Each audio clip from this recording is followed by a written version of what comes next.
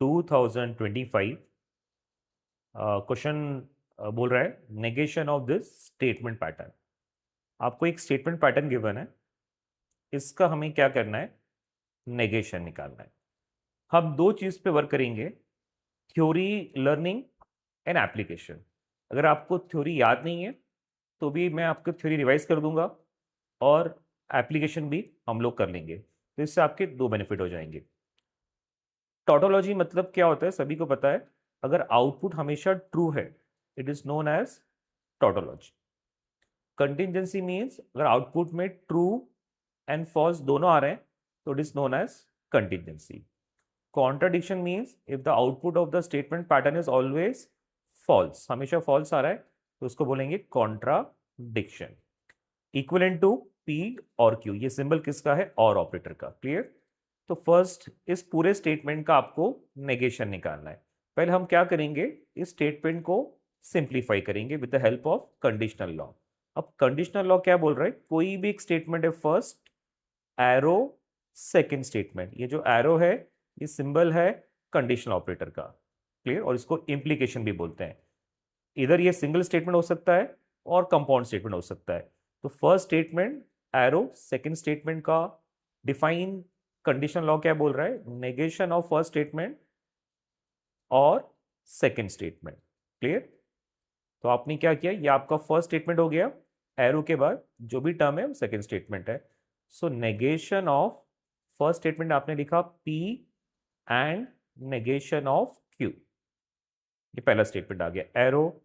Second statement आ गया P और negation of Q. Clear. तो फर्स्ट हम स्टेटमेंट को सिंप्लीफाई कर रहे हैं, नेगेशन ऑफ फर्स्ट स्टेटमेंट और second statement. Clear. Now apply the Morgan law. Negation क्या हो जाएगा, नेगेशन ऑफ फर्स्ट स्टेटमेंट। अब ये नेगेटिव एंड को हिट करेगा तो ये और में कन्वर्ट हो जाएगा, नेगेशन नेगेशन कितना हो जाएगा, क्यू और पी और नेगेशन ऑफ क्यू।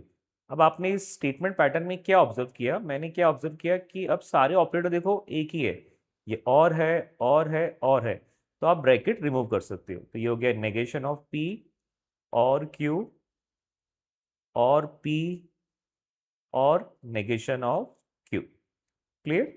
अब we know that we can interchange, जो भी हमारा क्यूमुलेटिव लॉ इन दोनों को इंटरचेंज कर दिया। ये हो गया नेगेशन ऑफ पी और पी।